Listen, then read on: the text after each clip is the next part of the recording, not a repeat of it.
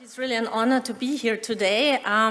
Yesterday I had a lot of conversations with contributors to this conference, and I must say it really made me feel that we are, in fact, in the middle of a digital transformation.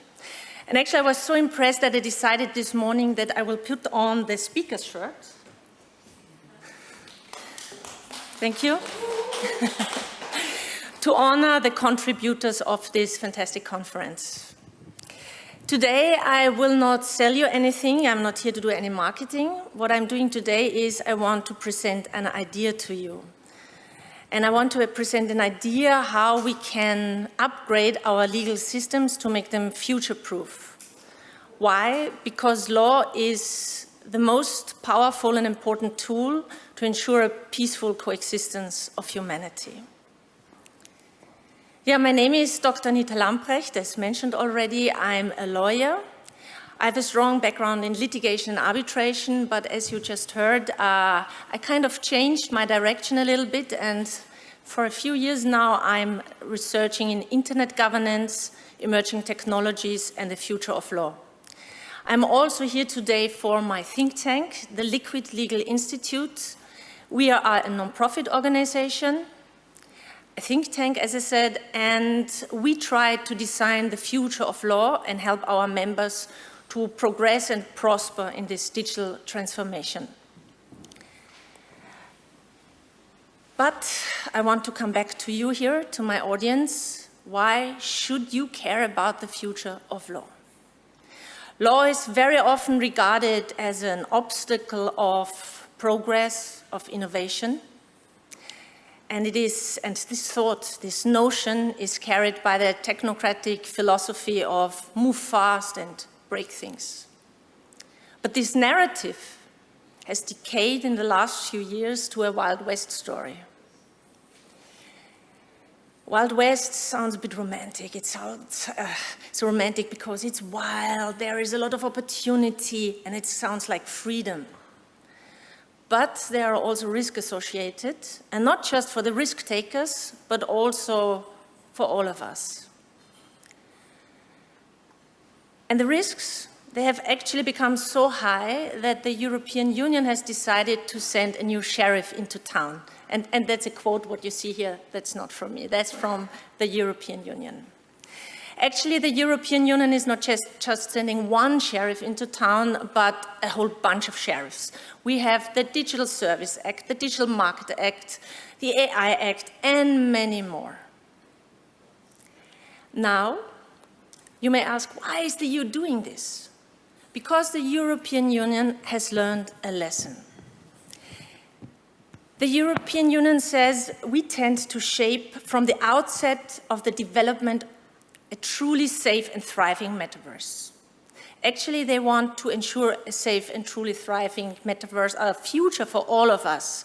And they use here the term metaverse, but actually forget the name tag. You can call it future, metaverse, or next generation virtual worlds, as they call it now in the strategy. It does not matter.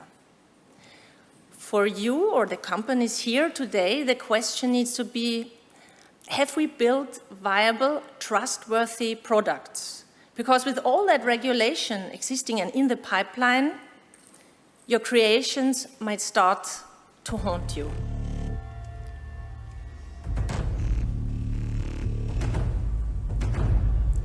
Raw. Oh my God. So these days, I really love rewatching the old science fiction movies and the remakes like Westworld. Because they show us what we really need to focus on. So what is this all about for us, for the legal world?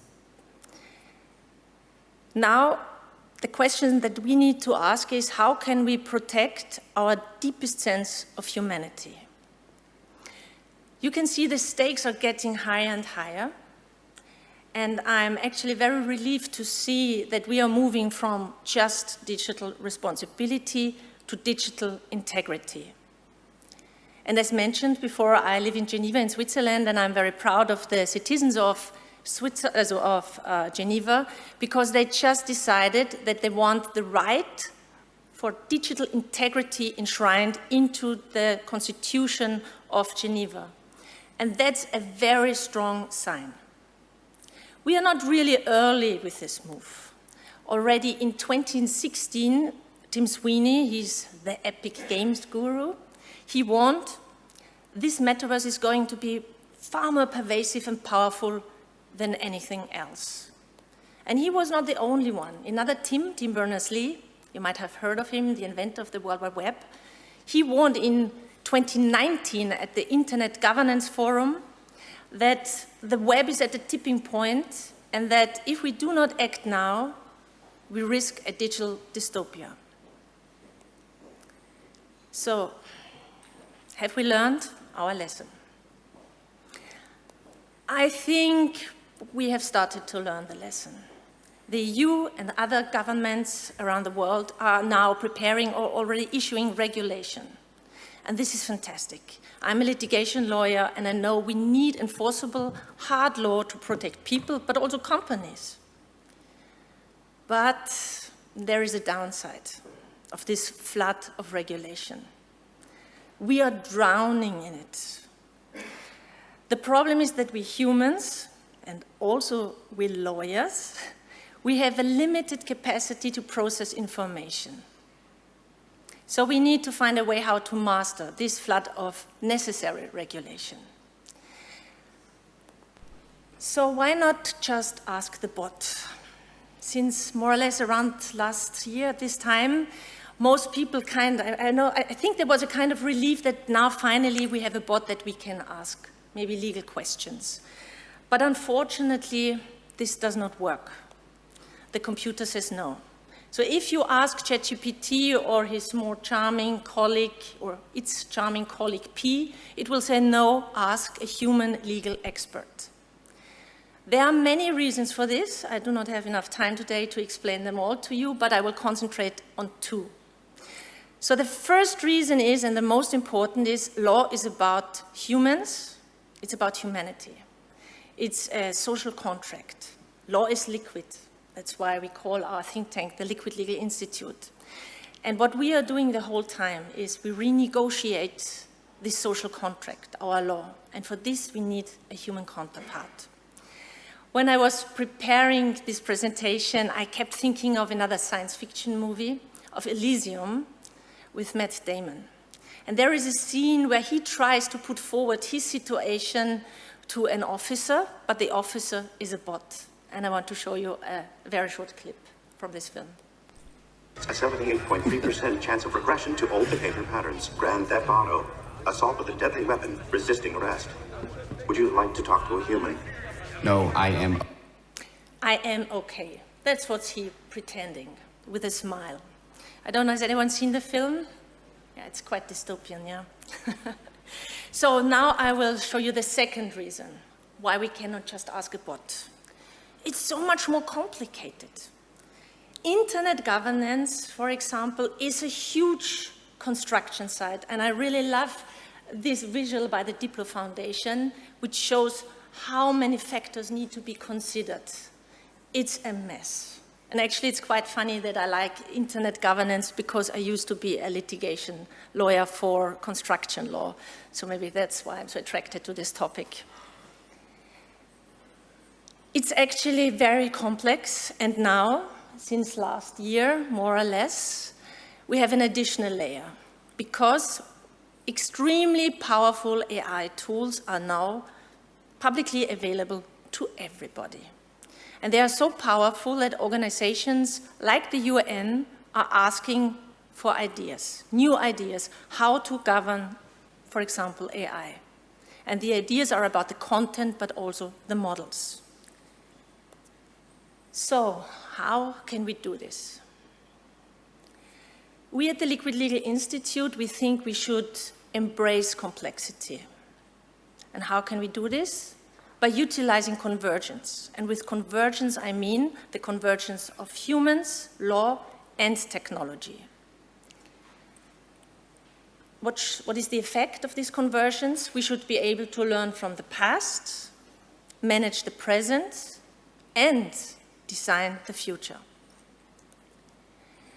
How should we do it? Again, with a technology that is already available and that is used across all industries but the legal industry. It's a digital twin technology. The digital twin technology is so potent that it's even used now or developed to tackle the most or the biggest challenge we are facing, climate change. Unfortunately, I cannot show you in a video my idea or our idea of a digital twin of law, but I can show you a digital twin of the Earth, or the idea of a digital twin of the Earth. Why am I doing this? Because the situation is very similar. We are talking about a social problem, because it's always the poor, the underprivileged who are hit first. In the climate, but also with the access to law and justice problem. It's a human problem, and it is a global problem. It's hard to make decisions about important things if you can't somehow simulate the outcome. Climate change is a social matter, a human matter, a global matter of extraordinary levels. The science itself is hard. How do we decide what strategies and decisions that we make, what is going to work and by when, and how much? If you can't predict that, it's really, really hard to make trade-offs on what strategy is better and whether some strategies should be taken in advance of other strategies. The answer is to have a simulation of the Earth, and that's sufficiently high fidelity that you could test various mitigation and adaptation strategies at a regional level. It's within NVIDIA's scale to be able to do something like this easily. However, this is the only supercomputer that's ever been built that runs 24/7 because it's a digital twin of the Earth. We need to create an AI that can learn physics. And once we can create that AI that can learn physics, that AI could make physical predictions for 10 years out, 50 years out, 100 years out, 200 years out. And then we'll put that computer in the hands of scientists, researchers, companies, countries, for them to do simulations against so that they know the implications, the impact of the decisions that they make. Yeah, we humans, we are very interesting creatures. It seems that we only act when we see and experience something. And one of the big advantages of such digital twins is that they can simulate and show us things we would otherwise not be able to see and experience. Access to justice is a very similar problem. This is why we believe that a digital twin of law, or very probably more, several digital twins of law, could provide a solution, because with the help of it, we could visualize, analyze, predict, and model better legal ideas, systems, regulation. Why is this relevant to you? Again, let's come back to one of these questions from my beginning. Because, as the name says, XR is changing reality. And the law should ideally be an agreement on a reality we all want. This is the reason why we, the Liquid Legal Institute, think about solutions, how we can upgrade the legal systems for the future. We are a collaborative platform. We are a non-profit organization, and we would very much welcome all of you to connect with us or even collaborate. Thank you very much. Thank you, Anita. So we have time to ask some questions. So let's get, all right, great. We've got one right here. Thank you.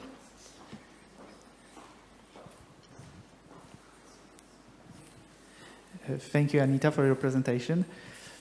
I have a general question, which is probably not that easy to answer. So who owns the right and how specifically it is regulated in European law to the digital twin? So this is just an idea. There is no digital twin yet. Actually, digital twins in general? Or, I mean, there are many, so... Specifically as in digital copy of physical object. For example, this chair that the gentleman before me sits. So if we would create a 3D model of this chair, how specifically it is regulated, who owns the right to this 3D model? Well, this will depend on the national legislation. Who owns the data of this chair? So somebody built this chair probably at a time when nobody considered that it's important that you need to own the data or not. So you would need to have a look in each legislation for that. I mean, Okay. yeah. I think after the Q&A, I'll ask you more specifics. Okay. Thank you. You're most welcome. Anybody else have a question? There's got to be at least one more person. And just, this is, very by the interesting. way, one idea behind the digital twin of law, that you could access information exactly like this. Hold on a second. Let's get you on the mic, because otherwise it won't be recorded. So, Okay, because the concept of digital twin of law, the name is very nice, but there's actually something we call digital twin already existing. Well, a digital twin cannot only exist of a physical entity, but also of a process. So naturally, we were talking about process, about a system, not about something physical, because the law is not physical. Yeah. Thank you. You're welcome. okay. Any other questions? Bert? Oh, I'm always on the opposite side of where I need to be. Thank you. Thank you, Alexander here. So in this idea of the digital twin for law, you need to have it constantly up to date, or at least as up to date as possible, to account for the different regional compliance laws. How do you propose to maintain that accurate and up to date to be of use? Well, I will write about this in more detail in our next book, but actually this idea comes from my idea, or our idea, that the law should be built up like a neural network itself, because then you would have, you could update it the whole time. But I'm a lawyer, so to realize and to really to go into depth with this idea, we would need a collaboration with specialists from AI, machine learning, and so on. So this, as I said, is an idea. And I would be very happy to invite anybody who wants to collaborate on this idea to join me and to join us. You're welcome. Right, back here in the back. Give me one moment. Because I'm making sure I get my steps at the end of the day. Hello. I thought it was really interesting that you mentioned humans and the importance of having humans in the system. Mm-hmm. So what's your take on, the crypto world and DAOs, where you try to automate a lot of the legalities to be able to be very efficient? Do you think that will be scaling? Do you think this will be part of the future, or yeah? Oh. I'm very hesitant to talk about blockchain and the crypto world, because there have been just so many negative examples that this is a very delicate topic. So I would rather not go into detail into this question. Okay, anybody else take us home on the last question? All right, thank you very much, Anita. That was very enlightening. Please give her a big round of applause.